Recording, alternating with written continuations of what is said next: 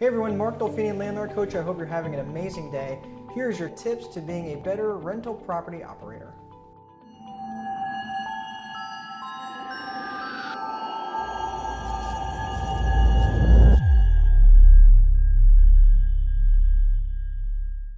Today we're going to be talking about property management software. Now, good property management software can easily add hours back into your day. So you should take the time to make sure that you're looking at the right software that is best fit for you. Now, a good piece of software is the biggest investment that you can make in the infrastructure of your business. Certainly one of the most important pieces of infrastructure that you're going to put in place, bar none, especially if you're going to be operating your business to any sort of scale. Scalability is basically, are you telling the software how it should perform, or is the software telling you how to run your business? That's a key component, because there's a lot of out-of-the-box, off-the-shelf type systems that basically tell you how you need to run your business, and that's not at all what you want. You want to be able to manage 200 units about as easily as you can handle 20, and that's what I'm talking about in terms of scalability. So first and foremost, you want to see is the software customizable? You should be able to tell the software system how to operate. It should not be telling you how to run your business.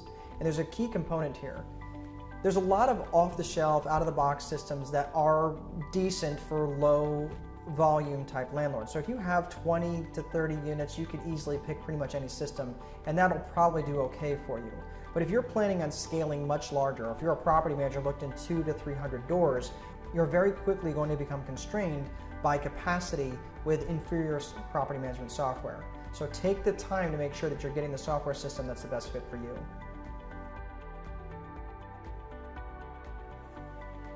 First and foremost, is it customizable? Now, it's an important distinction that you should be able to tell the software system how to operate.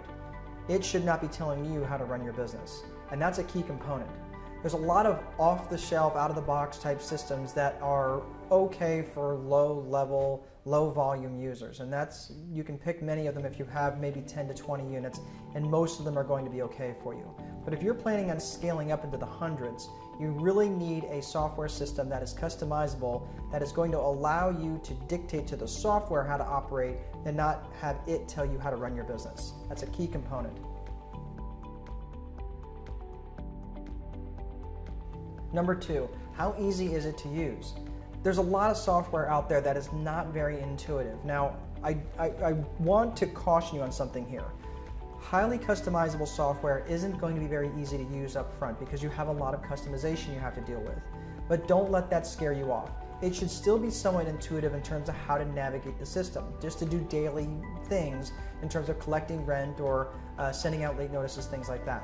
It should be fairly easy to use. If you can't use it fairly well with a few days of worth of training, I would probably pass on to the next one.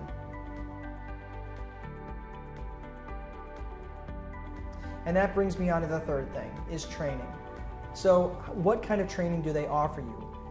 Keep in mind, again, if it's a highly customizable system, you're going to need more training than if it's an off-the-shelf, out-of-the-box type system.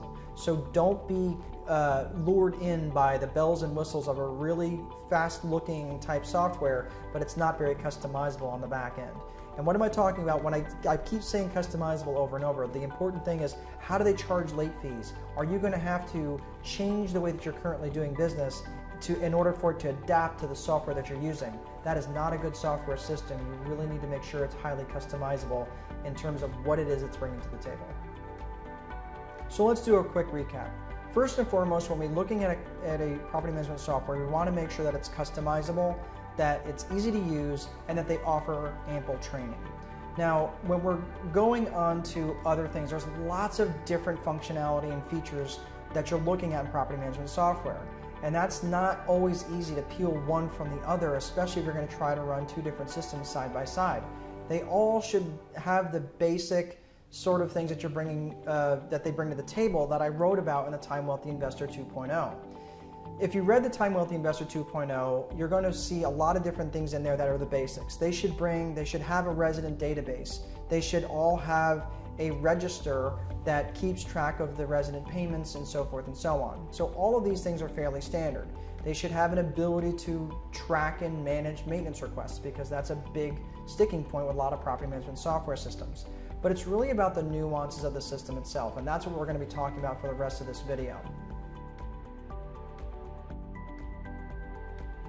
One specific thing is, can it market properties automatically? And that's number 4.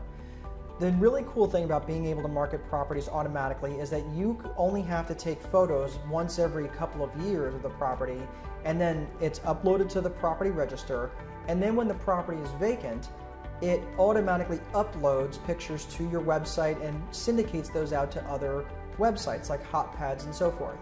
So you want to make sure that you have a property management software that's going to do that automatically for you. The only downside is that you have to stay ahead of that and recognize that you could maybe be missing out on some money if you wanted to have rent increases along the way. That's something you're just going to have to be mindful of. Now, you can turn that feature off most times when a property is not marketed as automatically when it's vacated or when you're given notice that people are moving out. It's just something you have to be mindful of. Maybe you want that control, but maybe you don't. But I'll tell you what, when your days on market decrease or cut in half, that really makes a big difference. And that's what you have to recognize, is that you're not renting properties, but you're selling time. You get your head around that concept and you're going to be making a lot more money in a very short period of time.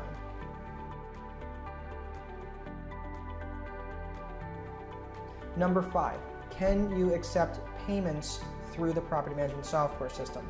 Now, some property management software systems have a direct tie where they do their own merchant services, and some tie to another vendor, another third-party merchant. Either way, you want to see if you can pass on those merchant service fees to the tenants as much as possible. Some states won't allow that, but if your state is a state that will allow that sort of thing, you absolutely should not be eating those charges, especially if you're a property manager.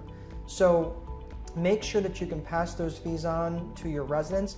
Many times you can accept an e-check for a very low fee, if at any fee at all, and sometimes it's only 2 to 3% for merchant service fees. But make sure you understand that going in, because you don't want to have a third-party vendor to accept credit cards that doesn't integrate with your property management software. It just becomes a gigantic headache.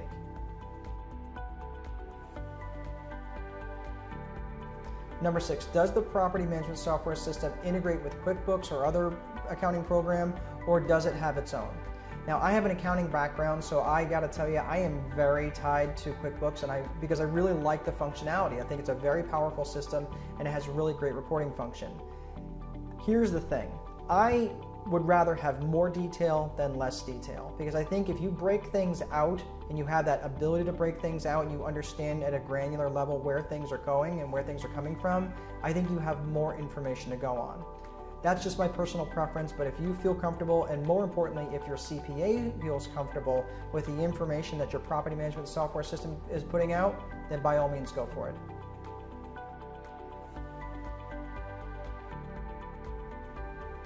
Number 7, how does it track maintenance requests?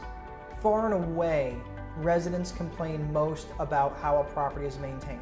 If you get this right, generally you can have residents happy for you for years. If you get this wrong, they're very quick to go on social media and tell everybody in the world how bad of a person you are. Here's what I would really caution you. If this property management software system has an ability for the residents to input their maintenance requests in directly, I would see if you have an ability to turn that function off. And here's why. A lot of residents generally don't abuse this system, but you're going to get those few that are going to literally input a work order for every little tiny thing that they can find, and it just becomes almost abusive. Whereas maybe there are 5 or 10 very small items that could be easily handled on a punch list, they're going to input every single one as an individual work order, and it can overwhelm your system very quickly. My recommendation, if you have that ability to turn that side of the system off, then please make sure that you do. Otherwise, I would recommend inputting your work orders in directly as they are called in or as they are emailed to you, or what other mechanism you choose to use. But I would recommend not having the residents input them directly.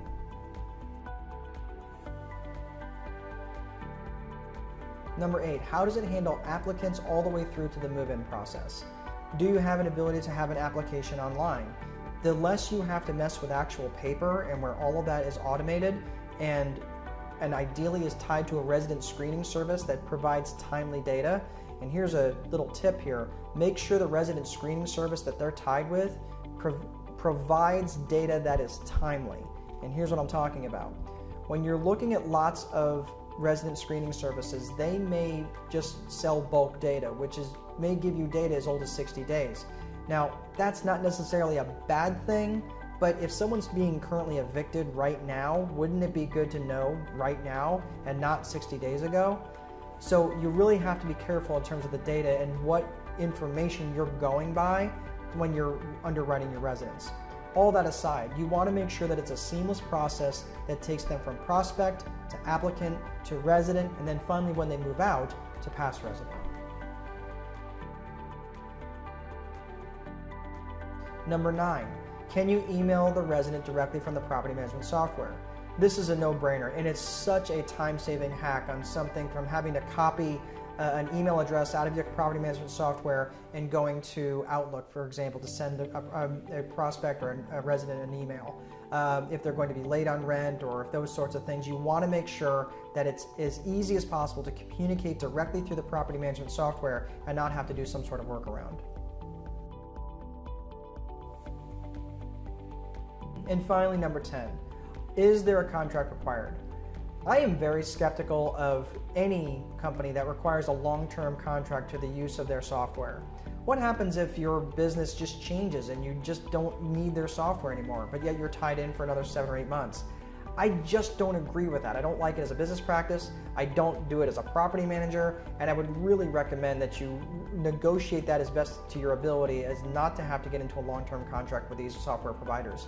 It's already hard enough to change from one software provider to another. They don't need to add insult to injury by adding a contract to it.